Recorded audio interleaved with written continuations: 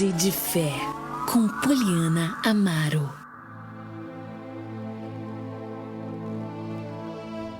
Muito bem, meus irmãos, nesse momento eu quero compartilhar com você uma dose de fé da Palavra de Deus que se encontra no livro de 2 Reis, capítulo 5, a partir do versículo, deixa eu conferir aqui, a partir do versículo 14, diz a palavra do Senhor o seguinte: Assim Naamã desceu ao Jordão e mergulhou 7 vezes, conforme a instrução do homem de Deus. Sua pele ficou saudável como a de uma criança e ele foi curado. Então Naamã e toda a sua comitiva voltaram para onde morava o homem de Deus. Ao chegar diante dele, Naamã disse: Agora sei que no mundo inteiro não há Deus senão em Israel. Por favor, aceite um presente de seu servo. Eliseu, porém, respondeu: Tão certo como vive o Senhor a quem sirvo, não aceitarei presente algum. Embora Naamã insistisse, Eliseu recusou. Essa passagem de Naamã é muito interessante. Naamã, ele não era do povo de Israel, ele era um homem muito rico, um comandante do exército de um dos impérios mais poderosos daquela época, do rei Eliseu, da Síria.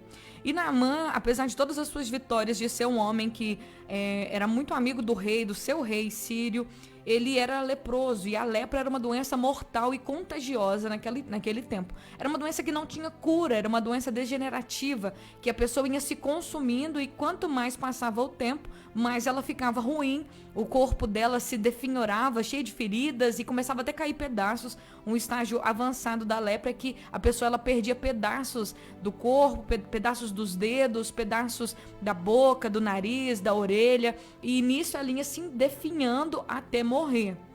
O leproso, naquele tempo, ele tinha que ficar afastado da sociedade, da família, porque era uma doença contagiosa. A lepra, ela era transmissível, ela era transmitida.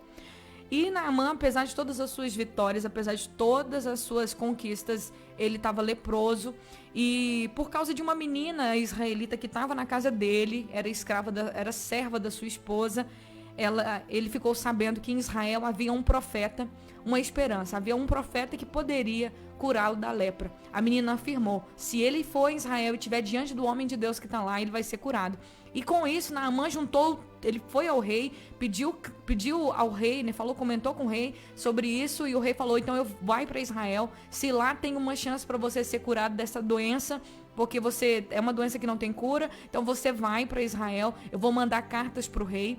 E quando Naamã ele foi para Israel, ele levou consigo 350 quilos de prata, 72 quilos de ouro e 10 roupas de festa. Eu estava pesquisando aqui o valor do ouro e eu fiquei boba, gente. Fiquei boba.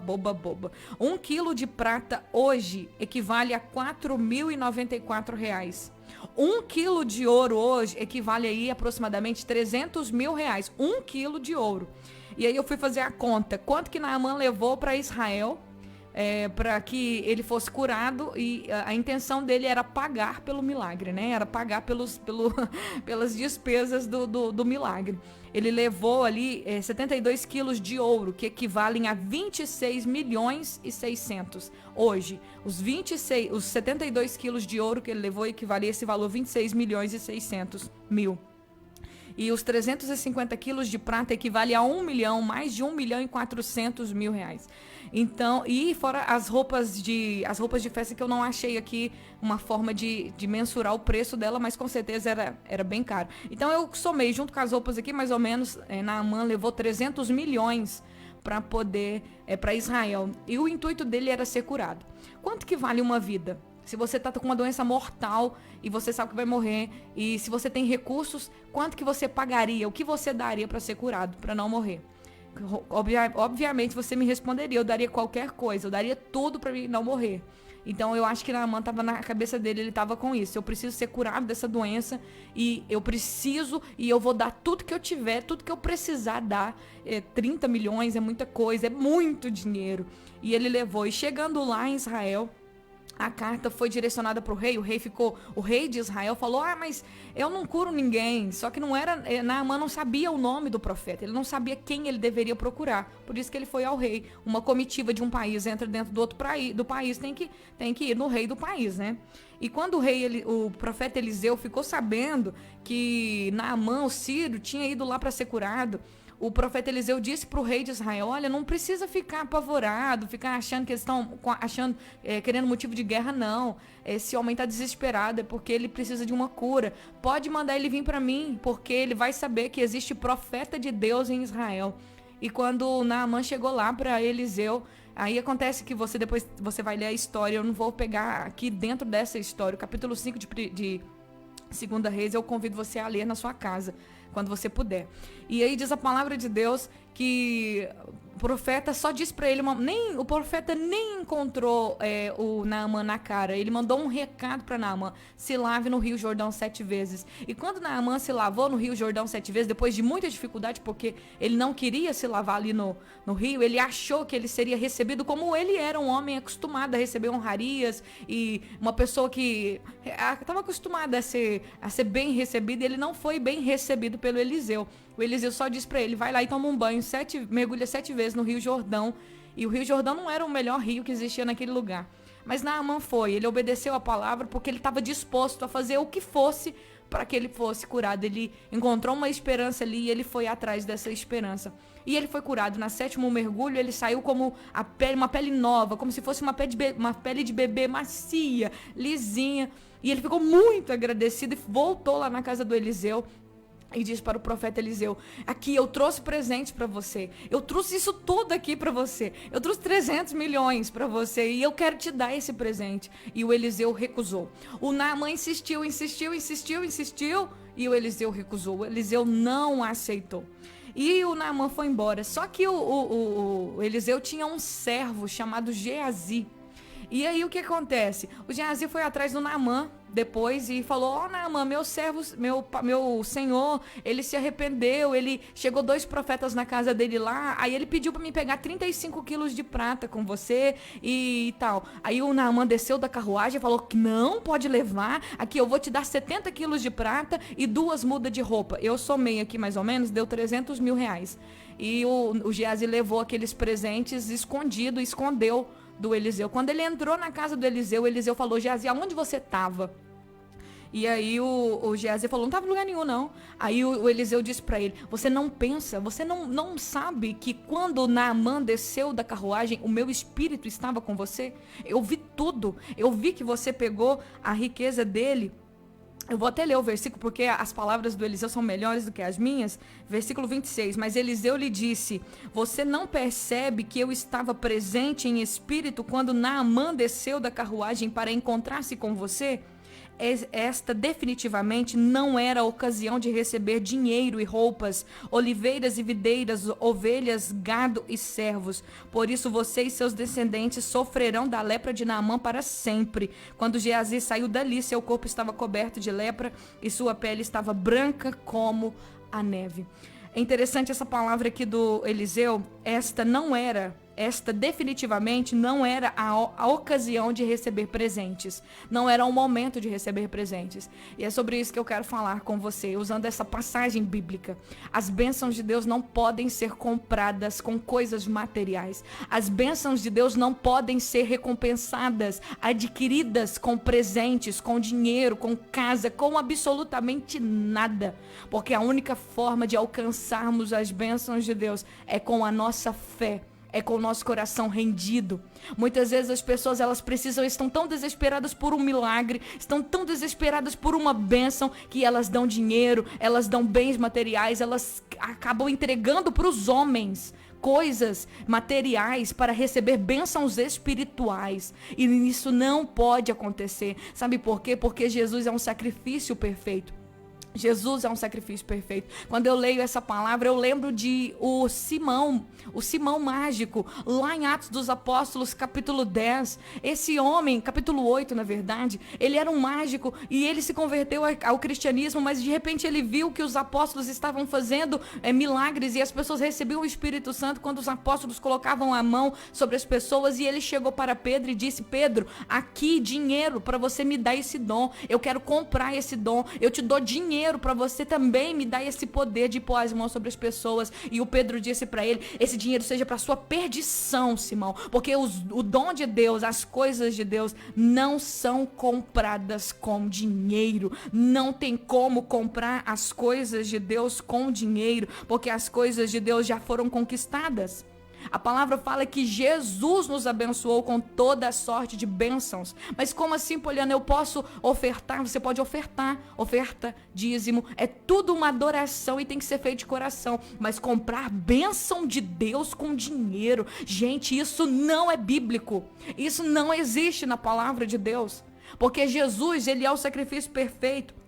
Infelizmente tem muita gente hoje que abusa e usa da fé das pessoas, extorquindo, tirando das pessoas coisas materiais, falando que as pessoas vão ser abençoadas por causa dos sacrifícios que elas fazem.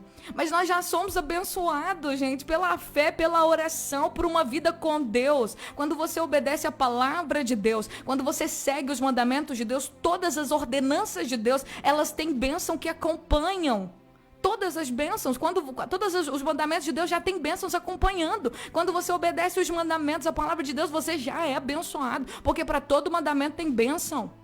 Então por que a gente acha que tem que comprar? Por que a gente acha que tem que dar? Por que a gente acha, se tudo veio de Deus? Será que Deus quer o nosso dinheiro? Será que Deus quer a nossa casa? Será que Deus quer o nosso carro? Será que Deus quer que a gente faça sacrifícios mirabolantes para poder ter bênção? Coloca na sua cabeça. As bênçãos de Deus a gente acessa pela fé. É crendo em Jesus Cristo como nosso único Senhor e Salvador, sabendo que Ele nos abençoou com toda sorte de bênçãos. Quando Eliseu disse, Geazi, você fez uma coisa horrível. Porque esse homem, ele veio buscar uma cura e ele achou que ele podia pagar por essa cura. E aí ele me deu presente, ele trouxe 30 milhões para mim de presente e eu disse que não. Para ele entender que as coisas de Deus não se compram com nada da terra. Para ele entender que Deus é Deus e pronto, acabou. Esse homem veio aqui com dinheiro e eu não aceitei porque não era a hora de receber presentes. Não era a hora de receber presentes porque o milagre de Deus, as coisas de Deus são de graça. Jesus disse para os discípulos, quando Jesus enviou eles na missão dos 70, vão de 2 em 2, não levem bolsa, não levem nada, porque eu vou cuidar de vocês. E eles foram vazios, sem nada. Jesus diz, de graça recebestes, de graça dai. Qualquer pessoa que quiser vender para você um milagre, uma bênção, sai fora. Sai fora. Porque as bênçãos de Deus não podem ser compradas, como também não podem ser vendidas. Elas são acessadas pela fé. Elas são acessadas pela nossa fé no Senhor Jesus.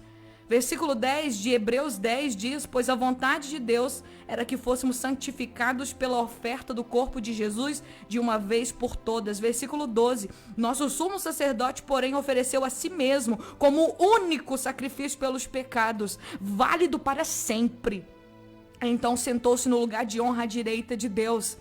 Versículo 14, porque mediante essa única oferta, ele tornou perfeitos para sempre o que são santificados. 18, onde os pecados foram perdoados, já não há necessidade de oferecer sacrifícios. É um assunto muito grande, mas eu quero dizer para você, a única frase que eu quero que você guarde toda essa mensagem, não se pode comprar as bênçãos de Deus com coisas materiais. Deus quer seu coração, Deus quer a sua rendição, Deus quer a sua fé, e pela sua fé que Ele vai agir na sua vida. Não é com coisas materiais, não é com dinheiro que você pode alcançar as bênçãos de Deus, não é com sacrifícios mirabolantes, porque já Jesus Cristo foi um sacrifício perfeito. Perfeito significa completo. Quando ele disse lá na cruz, está consumado, ele disse, está feito, está completo, está perfeito. Ninguém precisa fazer mais nada, só entrar pela porta.